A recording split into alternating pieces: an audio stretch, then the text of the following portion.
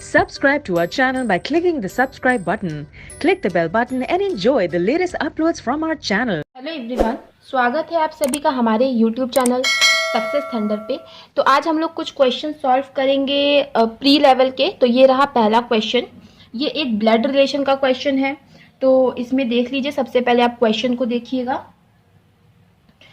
7 family members हैं, तो इसको हमें अरेंज करना है। सबसे पहले आप देख करके खुद से इसका स्क्रीनशॉट ले लीजिए।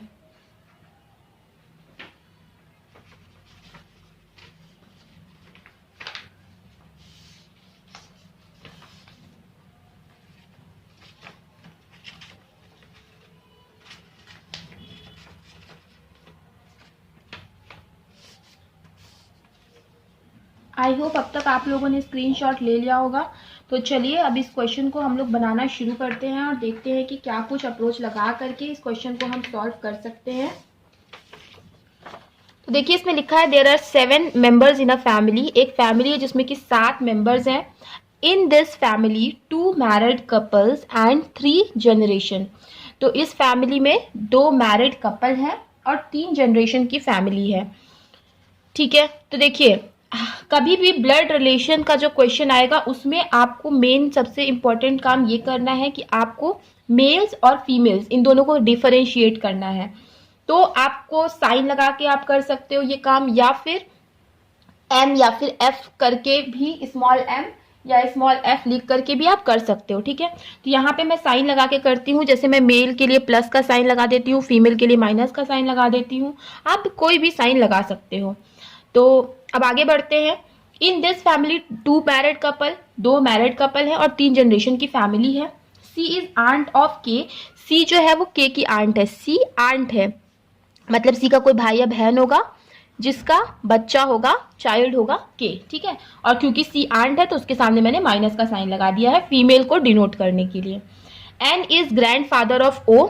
एन जो है वो ग्रैंड फादर है किसका? ओ का। एन का जो भी चाइल्ड होगा उसका चाइल्ड है O. L has 2 sons. L के 2 बेटे हैं। तो एल है जिसके 2 बेटे हैं तो प्लस का साइन लगा देते हैं। R is mother of O. देखो, आर जो है वो क्या है? मदर है ओ की।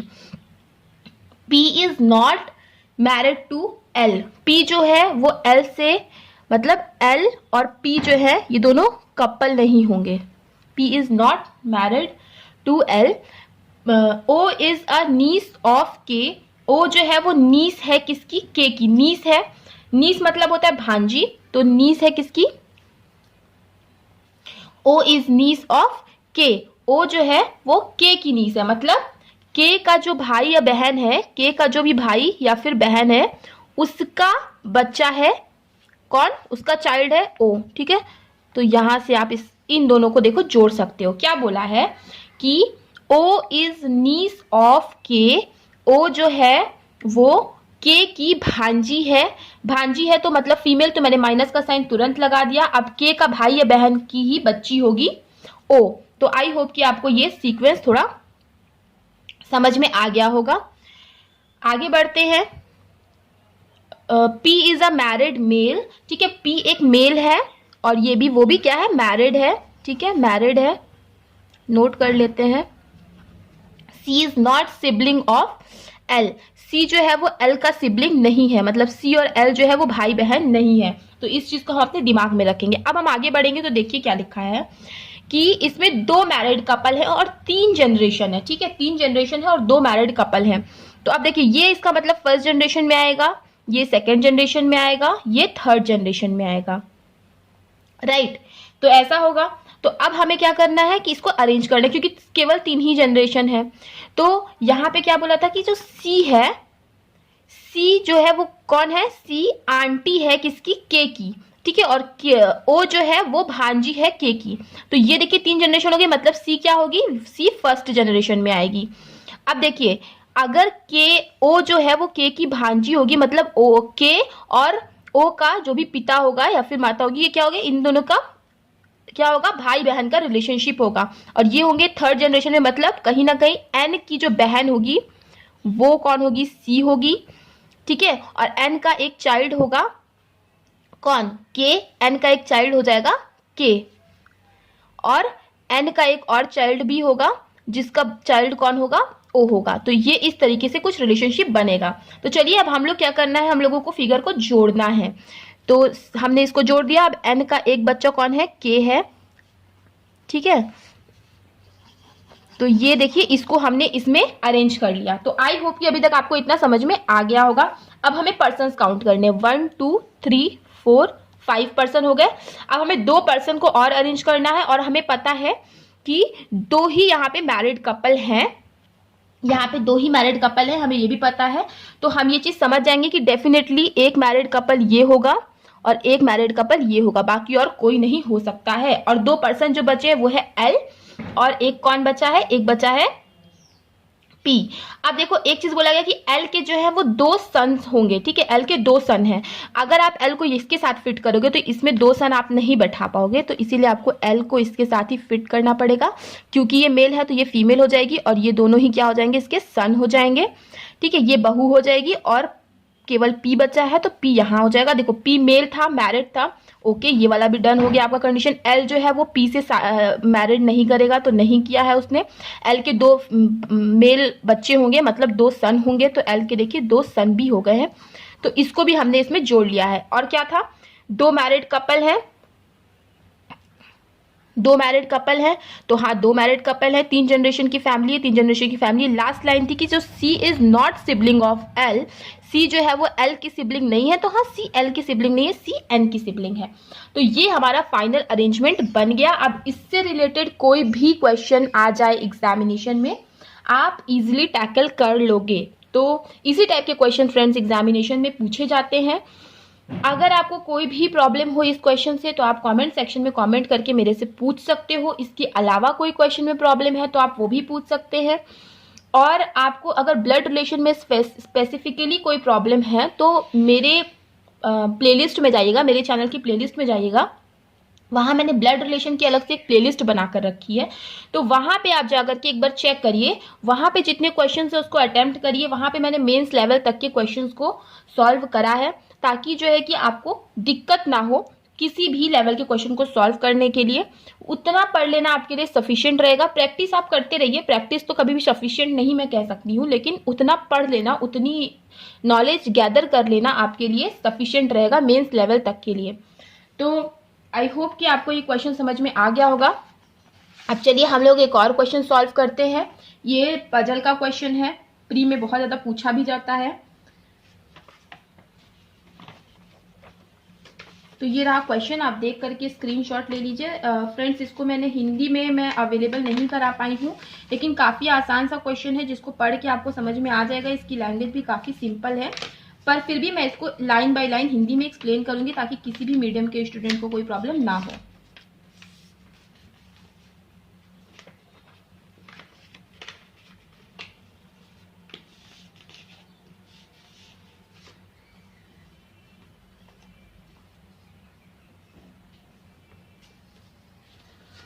आई होप अब तक आप लोगों ने स्क्रीनशॉट ले लिया होगा। तो चलिए अब सॉल्व करना शुरू करते हैं।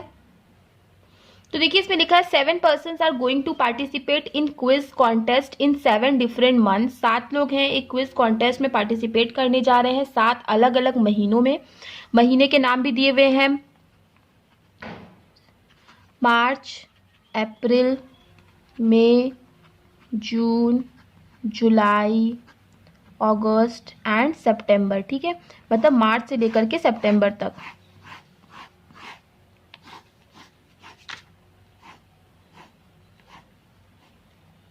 तो देखिए मार्च में कितने डेज होते हैं, 31 डेज होते हैं। अप्रैल, मई, जून, जुलाई, अगस्त एंड सितंबर, ठीक है।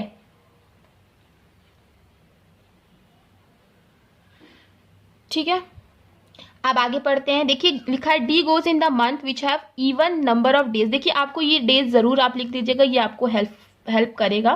तो देखिए डी उस मंथ में जाता है जिसमें इवन नंबर ऑफ डेज हैं। तो इवन नंबर ऑफ डेज देखिए 1 2 3 में है। प्री लेवल की पजल है तो आप तीनों में एक बार लिख लीजिए डी को।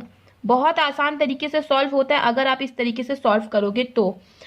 आगे देखिए, more than 3 person are going in between D and C. D और सी के बीच में 3 से ज्यादा लोग जाएंगे, मतलब 4 तो मिनिमम जाएंगे ही जाएंगे। तो देखिए इस केस में 1 2 3 4 सी यहीं आएगा और कोई जगह भी नहीं है। इसमें देख लीजिए 1 2 3 4 1 2 3 4 सी यहाँ पे भी आ सकता है, अगेन सी यहाँ पे भी आ सकता है। तो इस केस में देखिए 1 2 3 1 2 3, मतलब कहीं पे भी सी की जगह नहीं है, तो यहाँ पे आप छोड़ दीजिए। अब एक बार डी यहाँ पे और यहाँ बैठा दीजिए।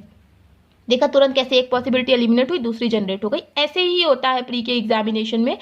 लेकिन अगर आप पॉसिबिलिटी बना लेते हो, आप सेकंड्स में क्वेश्चन को सॉल्व कर सकते हो। Yes friends, you heard it right, seconds में, 1 मिनट से भी कम में। आगे देखिए, only 2 person are going in between F and C. F और सी के बीच में 2 लोग जाते हैं, तो 1 2 एफ इस केस में यहाँ आ जाएगा। इस केस में 1 2 एफ यहाँ आएगा क्योंकि ऊपर जगह नहीं है। अगेन इसमें भी 1 2 एफ यहाँ आएगा क्योंकि अगेन ऊपर जगह नहीं है। E goes after G. G who does not go in March. G जो कि मार्च में नहीं जाता है, ठीक है। And E goes after G. G के बाद कहीं ना कहीं ई जाएगा। ये अभी फिक्स करने के लिए हमारे पास समय प्लेस नहीं है, तो अभी हम इस चीज को थोड़ा सा स्किप करेंगे। 3 person are going in between A and B. A और बी के बीच में कितने लोग जा रहे हैं? 3 लोग जा रहे हैं। ए डज नॉट गो आफ्टर सी। ए जो है वो सी के बाद नहीं जाता है, मतलब ए क्या होगा, सी के पहले जाएगा। पर यहाँ देखिए सी के पहले तो ए जा ही नहीं सकता, तो ये आपका गलत हो गया। इस केस में ए के लिए केवल एक ही जगह बची है। और इस केस में देखो, अगर आप ए को यहाँ लिखोगे तो ए 1 2 3 बी यहाँ पे आ नहीं पाएगा। ए को अगर आप यहाँ लिखोगे तो 1 2 3 बी यहाँ पे आ सकता है। ए को अगर आपने यहाँ लिखा तो 1 2 3 बी यहाँ नहीं आ सकता। ए को अगर आपने यहाँ लिख दिया तो 1 2 3 बी यहाँ पर आ सकता है। तो 2 पॉसिबिलिटी अभी बन रही है। आगे देखिए, more then 1 month gap between A and F for the quiz. ठीक है, ए और एफ के बीच में क्विज के लिए 1 से ज्यादा महीने का गैप होगा। तो देखिए अब यहां से देखिए क्वेश्चन खत्म होता है, तो हम इसे हटा देंगे। अब हम इसमें से कैसे सॉल्व करेंगे, देखिए ए और एफ के बीच में क्या बोला कि 1 से ज्यादा महीने का गैप होगा, मतलब कम से कम 2 महीने का गैप होना ही होना है। तो देखिए यहाँ पे अगर आप ए लिखोगे तो 1 2 3 बी यहाँ आ नहीं पाएगा। ए को आप यहाँ नहीं लिख सकते क्योंकि ए और एफ के बीच में 1 से ज्यादा महीने का गैप हो नहीं पाएगा। अगेन ए को आप यहाँ भी नहीं लिख सकते, तो अब एक ही जगह बची कि ए आप यहाँ लिख दो, तभी ए और एफ के बीच में 1 से ज्यादा महीने का गैप होगा। 1 2 3 बी यहाँ आ जाएगा इस केस में। इसमें देखिए 1 2 3 बी यहाँ पे आ सकता है, नहीं, तो ये भी गलत हो गया। अच्छा, जी के बाद आना है ई को, तो जी यहाँ पे लिख दीजिए, ई को यहाँ पे लिख दीजिए। जी मार्च में भी नहीं आया और यही आपका फाइनल अरेंजमेंट बन गया। एंड ट्रस्ट मी फ्रेंड्स, अगर आप इस तरीके से पॉसिबिलिटी बना के करते हो तो आपका कम से कम समय में ये क्वेश्चन सॉल्व हो जाएगा, सेकंड्स में सॉल्व हो जाएगा, 1 मिनट का भी समय नहीं लगेगा। उसी तरीके से ब्लड रिलेशन के भी पजल में आपको 1 से 1.5 मिनट लगने चाहिए।